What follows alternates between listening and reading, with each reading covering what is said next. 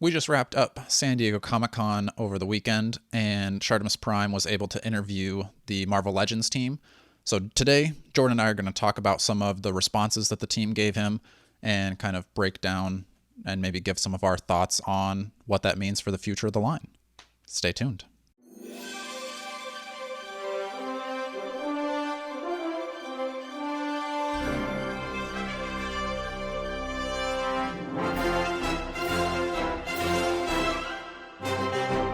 Hello and welcome back to another episode of the Strong Collectors Podcast. I'm your host Dakota, here with my co-host Jordan. And like I said, Shartimus Prime was able to interview the Marvel Legends team. Since Jordan and I are small potatoes to those guys, we've got to ride Shartimus's coattails and talk about what he talked about. Like I said in the Leaks episode, if you want to hear people talking about other people talking about, you come to the Strong Collectors. Although, Dakota, we did meet Ryan once. That's very true. We're kind of, I have his autograph. I need to. That's true. I want to reach out to Dwight and see if he'll sign the book too. I want to get all three of them on the Robbie Reyes cover. So, you think they'll take that well? I don't know. I think it's not like I'm like. It's kind of it would be a cool piece of memorabilia to have. Exactly. The Robbie Reyes health charger as a comic maybe sign. I do have the cover art issue of the HasLab Galactus. Maybe that's a better one. But also maybe that's actually, I don't know, maybe that's actually valuable and I don't want them defacing it. It's hard to say. Don't know. We'll see. Anyway, Shartimus got to talk to them and we'll give our thoughts and stuff on the interview too, but take everything we say about Shartimus with a grain of salt because who are we? We've got less than 1,000 subscribers and Shartimus has 650,000 more subscribers. So, we may say, oh, we would do this differently, that differently. He's doing pretty well for himself. Yeah. And I think what's interesting about that interview and those kinds of interviews are they kind of give voice to a lot of or create a lot of discussion. Obviously, just as we were going through the comments or I was looking at them on the video, there were a lot of different opinions on what that means or doesn't mean for the community. And then even within the video, them kind of engaging and talking about the community. So I think it's cool to kind of bring up those questions and kind of see where they go. Yeah, I agree. I think overall, it was pretty good information given. I think it was especially helpful for collectors that don't understand pricing, which we'll get into. And Jordan and I have complained before of oh, this one's not coming with anything. What's going on with the prices? And even on that Deadpool and Hydra Bob 2-pack, we were expecting $80. So luckily that wasn't the case with that 2-pack, but let's kind of get into the interview. I think overall with the interview, the main critique I have of Shartimus was I feel like he was listening to the haters too much. I think I mentioned that to you, Jordan, where it's it was almost like he was trying to play hardball with the team because he's gotten comments of people being oh, you're a sellout for Hasbro. You'll shill whatever. And it's maybe he actually likes the products, but now it felt like he had to prove that he wasn't bought off and was I'm going to ask the hard questions so that I can show the haters, which I don't know. It was still a good interview. There's an old saying, Dakota, you don't listen to your haters. And I think you listen to your fans. Yeah. And it just kind of didn't, it's not like I'm a diehard, I watch every single one of Shartimus's videos, but it just didn't really feel as fun as he usually is. It felt much more gonna get him. Well, he didn't seem, I would say, as excited to be hey, this is really cool to be here with you. I'm super stoked. It was more, that was kind of a footnote was how cool the Black Widow was and some of that stuff, but a lot of it felt kind of, I don't know if he was hoping to have a hard-hitting piece of well, I guess we can get into that. Yeah, so maybe that's more of a critique to the haters and not even Shartimus. Haters, keep your comments to yourself. Sick of it. Anyway. We got haters, but we don't listen to them. Yeah. Oh, we do actually. We reply to them. Yeah, we reply to haters. You want to say that I can't get the names right. Yeah, they complain about Jordan not getting the name right, and we're wrong about things that I don't even think we're wrong about, but, haters gonna hate. Anyway, they started out Shartimus was asking if, just kind of like wondering about why there wasn't any Marvel HasLab info. They said because was it the Vintage collection of Star Wars had a Yeah, HasLab, so that they were, was the you know, ghost from Ahsoka, I think. yeah, don't want to have competing things. Well, I would think you don't want to have competing things. It seems like they often do have HasLabs However, running at the same time. if maybe they learned, they're like, we Yeah, probably shouldn't have 3 going at once. maybe. Do you think that leads into like PulseCon being when we're going to hear about the Marvel? I'd have to think so, don't you think? I would think, yeah, it's kind of That my guess. that would 'Cause, seem kind of odd to me if they didn't at this yeah, point. PulseCon is going to be in September, like Right. mid-September, right? I think. I Yeah. put it in the calendar. Um, then Shartimus was asking the team about what Marvel Legends teams they want to see completed. Dwight was saying that he wanted to finish off the New Warriors because they had just announced, who is that guy? Justice. Yes. Hmm. So like I think that team would be like Justice, maybe Firestar, Speedball. Speedball. Is Night Thrasher on Isn't that there a team? Night Thrasher? Yeah. Yeah. And then So I think, are they missing? Is the chick with the one leg? I'm just trying to think back to like my trading cards, but anyway, Dan wanted to finish off X Force and Ryan wanted to finish off X Factor, which I think those are pretty obvious. Like especially like Wolfsbane is probably the number one most asked for like team finisher. And they'd kind of mentioned like, oh, she's gotten ahead, but we need a whole figure. So they know the fans want it. I just imagine that's like the team goes in and they're like, we need a Wolfsbane. And the corporate suits are like, take Iron Man instead. So how many more Iron Man variants are in those little books of yours? I would like to see the corporate suits and just be like, they're like, no, but we actually never picked up a comic in their life. Yeah. Oh man. And then I think Shartimus was talking about how much he enjoyed the new Black Widow and the articulation on that for a female figure, but then was disappointed that the new Storm that they announced didn't have that articulation, which I think, I don't know, it's not like we've been collecting forever, but I at least kind of knew there's no way we're getting all this articulation right away because they'll put out like the Vulcan Buck and it's some figures will have it, some figures won't.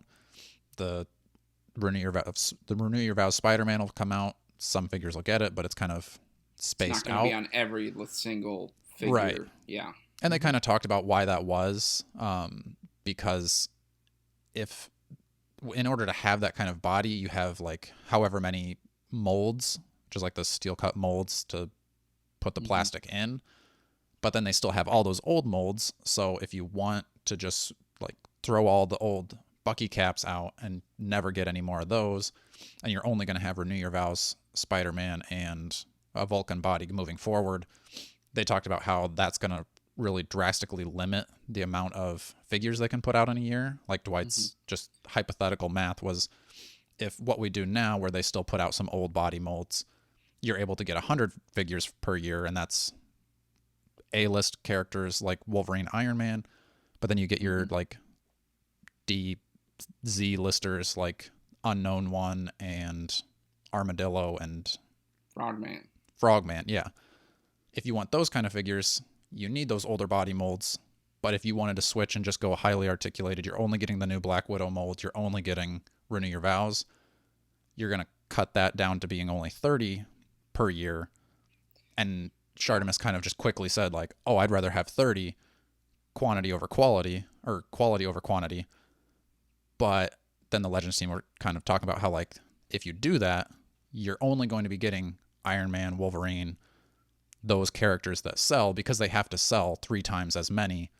And you're never going to get a Frogman because Frogman, like kids don't know Frogman walking down the aisle. So it seemed like it was like, if you want this, you're asking for Mafex. You'll get better articulation, but you're only going to get so many per year. And then at that point, you'd have people saying, why are there not as many figures, and or why is it more, Or, yeah. I don't know. I think the issue with that is I think people, would jump right to, well, of course I want better figures over more figures, but like you said, you don't.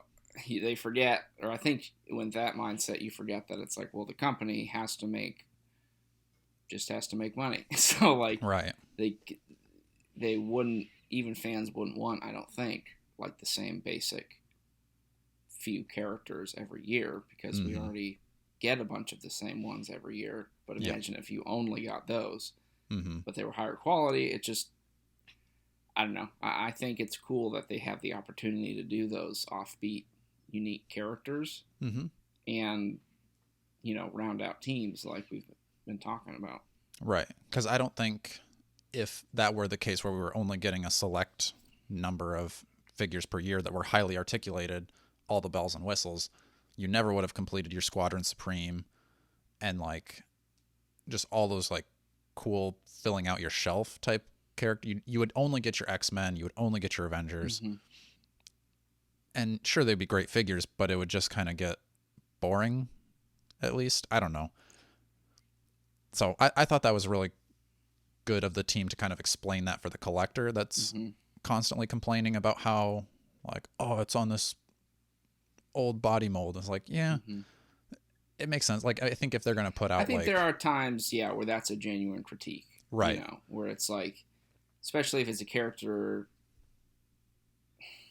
like we've said, even with the female and the single jointed elbows. Like, that to me, it's like, really? Like, I understand the frustration with certain molds like that, where it's like, is this even like passable nowadays, like with the technology you have? But usually that's not on like you said, like the Black Widow is like a more premier figure that a lot of people are going to want and going to want to pose and make really good. So it also doesn't make sense to be like, well, we're going to put out Clea with the same amount of detail and accessories, because not everyone's going to want to pay that much for Clea.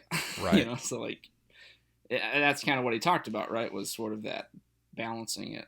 Yeah, some figures are going to cost, or like some figures are going to come like. What did you think about that bit?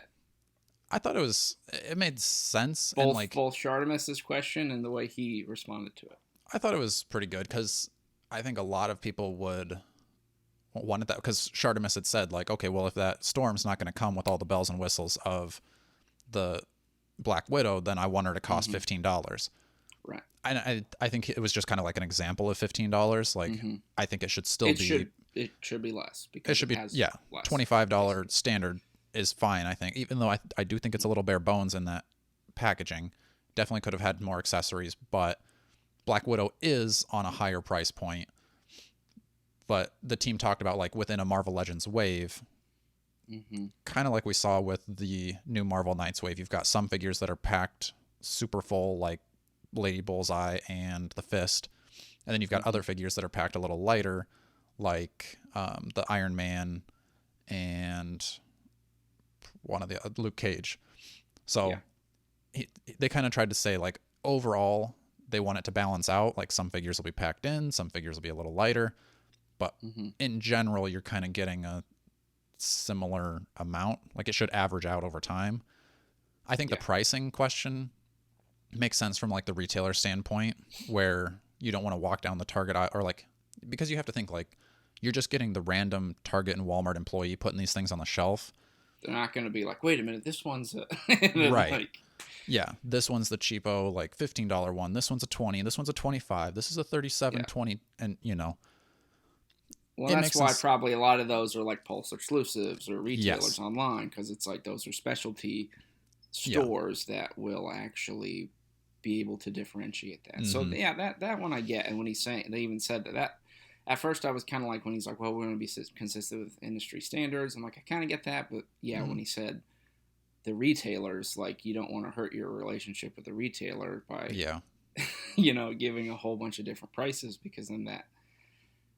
And I think with the Build-A-Figure wave is where you can kind of even that out, like you said, because you can get the Build-A-Figure piece, or you can get a couple more accessories with one, and I think kind of justifies, hopefully, you, if you're trying to complete the wave, to get that figure that maybe seems a little less, but it could be, thrown in with the bigger Build-A-Figure piece or something.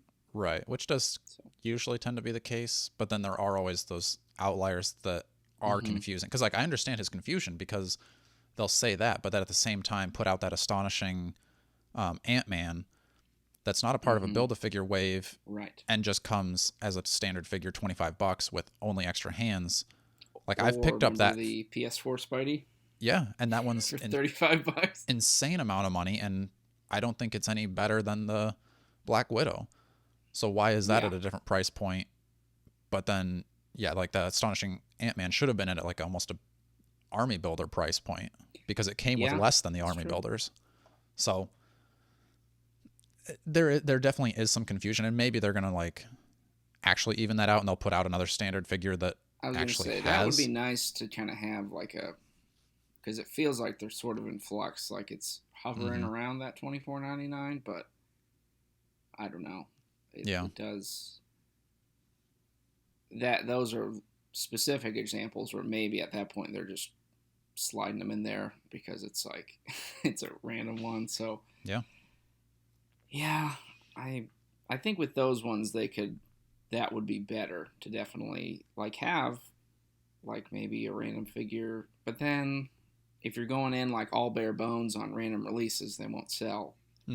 So, and I think I don't know. I would. It does make me understand Pulse exclusives a little bit more, but only a little bit more because you're still getting like standard figures in a Pulse exclusive. Whereas if it was, this is going to be your like army builders, like it makes sense why you wouldn't put army builders out to retailers because it's a different price point. It's a different product.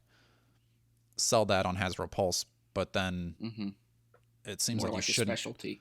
Right. But then it seems like you shouldn't be making your standard figures that are going to cost $25 any sort of Hasbro exclusive. So I don't know. And maybe that's where the like 2-pack VHS Spider-Man stuff makes sense to be a exclusive because it's in like a different packaging that's not really going to go on a shelf. So I don't know. It does kind of make me understand that a little bit more, but it does still leave questions like where some things are just so empty for so much. But then they talked about Spider-Man and how Shartimus wants a decoed, like painted, lined with sculpted web patterns. And then the team kind of mentioned how if you wanted recessed web lines, that's going to be way cheaper than if you wanted raised web lines. But now that they have the new Spider-Man 3-pack out with those raised lines, they may be able to do something like that. They didn't really say like, oh yeah, don't worry, this is totally coming or not. But it does seem like anytime somebody asks those kind of questions, especially Ryan is very like, he really wants to get the point home that like if you want the Spider-Man and you want him to come with hands, there's no way you're ever going to get that Spider-Man at $25 because the alternate hands are all going to need to be decoed.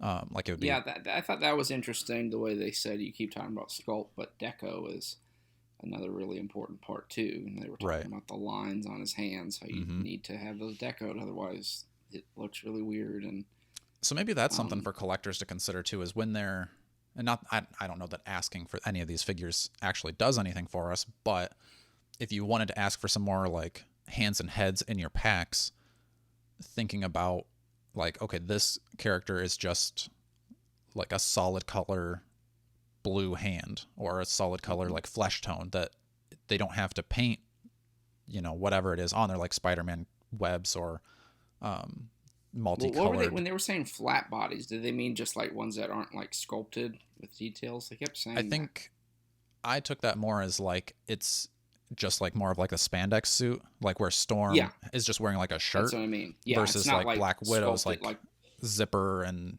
right. Okay. Yeah, that's what I thought they meant, but they kept saying that.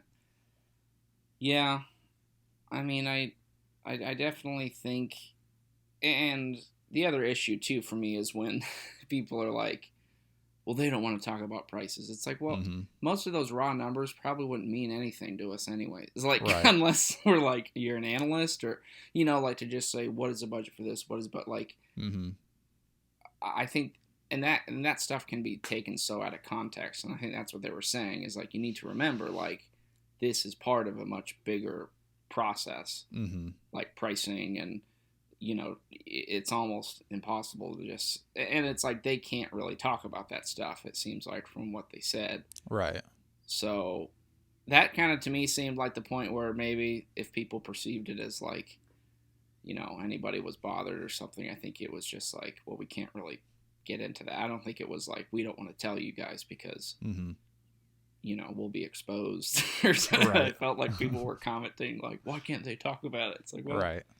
Can't, but yeah. And I mean, also that's like you would know that going into the interviews.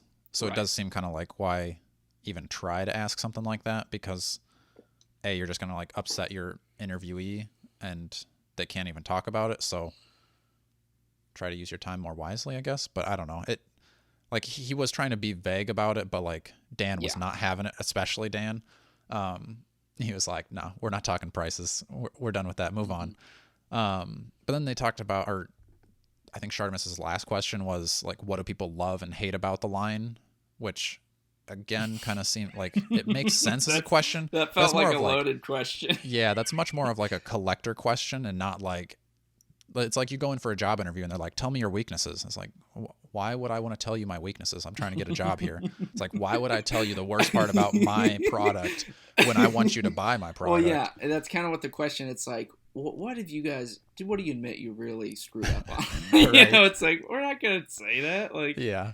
Who even wants to? I don't know. I mean, although I didn't like the question, I did like that, like, Shartimus tried to stick to it where they gave their, general answer of, oh, we're going to like thank the fans and it's all couldn't happen without them. And he brings it back to, okay, so what do you like about the line and what do you hate about the line? So he wasn't letting them off the hook super easy, which I guess was good.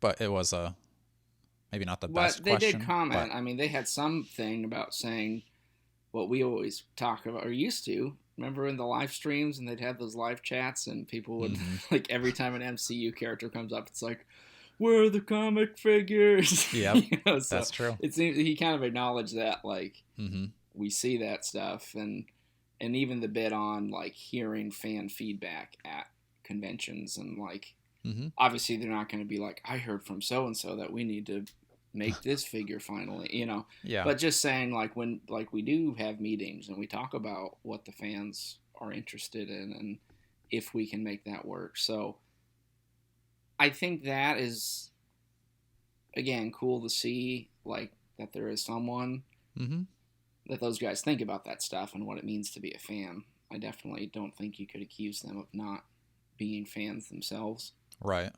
And it was interesting, like, hearing them talk about the MCU stuff, because, like, Shartimus kind of joked as, like, oh, okay, you don't care about... Yeah.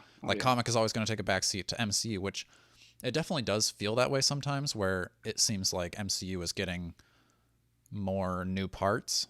But then Dwight was, like, mentioning how the several figures out on the floor were all reuses, or at least parts like, you reused. But they do have to, like, meet standards to get the likeness of the characters. And I'm sure that Disney probably gives them a little bit more, I don't know, like they probably want to lean to promote their movies. Yeah, exactly. Absolutely. Because rather Disney, than not a specific, it's just like, this is Spider-Man. Like, well, you can do that, but we probably need you to, like, build interest in Secret Invasion, because fewer people are going to watch that and they would just go see Spider-Man. So right. And, like, you would want to, if kids or anything like me, where it's like, I see a cool, like, Gunslinger Spawn and that makes me start reading Spawn. And I don't know, Todd's gotten hundreds of my dollars now because I've gotten compendiums and single issues from an action figure. Disney is going to make way more money if a kid walking down the aisle is like, oh, that Ant-Man toy looks really cool, let me go watch that movie, versus, hey, there's Frogman, let me go back and read a comic from the 70s about Frogman. Probably not going to make Marvel much money there. So it does make some sense. But they did say they try to balance everything out. Like, they'll have a release of, here's your MCU figures. They'll do another one, here's the comic book figures. And then the opposite side is always upset about that live stream. Well, and then they talked about, like the Hydra Stomper, being like, well, we had to do new parts for that, but we've reused some for this. And then there's some Marvel. So I do get that. And I think to have that idea of, like, well, I don't like MCU, so why are you doing it? It's like, wow, that's just your preference. I mean, personally, yeah, I know you and I are way more into comic stuff than MCU stuff, but Mm-hmm. there's that promotion aspect, but also the fact that people do have interest in those. So Yeah.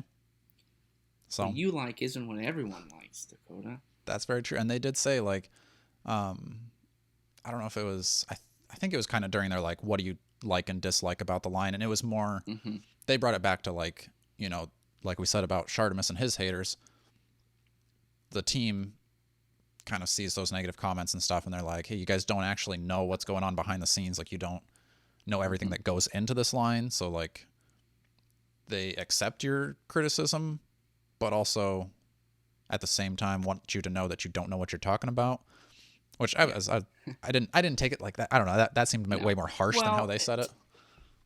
No, I mean, I think to me what it seemed like he was getting at, and I know they said that thing about being civil. Like you can disagree and say I'm not a fan of this, but to be like these guys are idiot corporate sellouts, like okay, right. like you don't need to do like name calling. You can just be like, I think that's to me the part that I would get frustrated with is them to be like the almost like attacks on them individually, and it's like you can attack my product or my work, but to be like you as a person suck is way worse than hearing like, hey, that toy you made wasn't my favorite.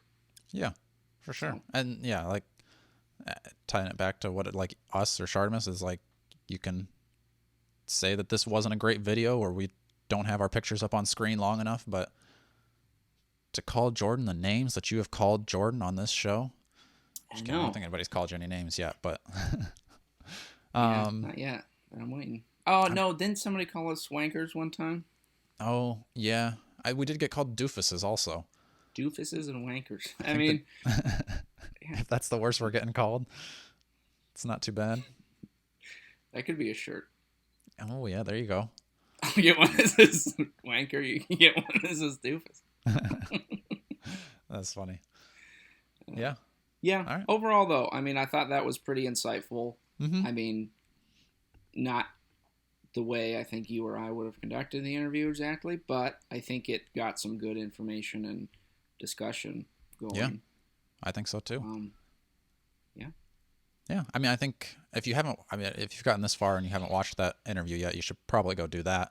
Because, yeah, it was good to hear the Hasbro team talking. I thought Dwight was, like, super on. Usually he's... Yeah, Dwight was, he was on point the whole time, I felt. Yeah. I usually feel like... lead there. Yeah, usually during the live streams, I feel like Dan and Ryan are much more on.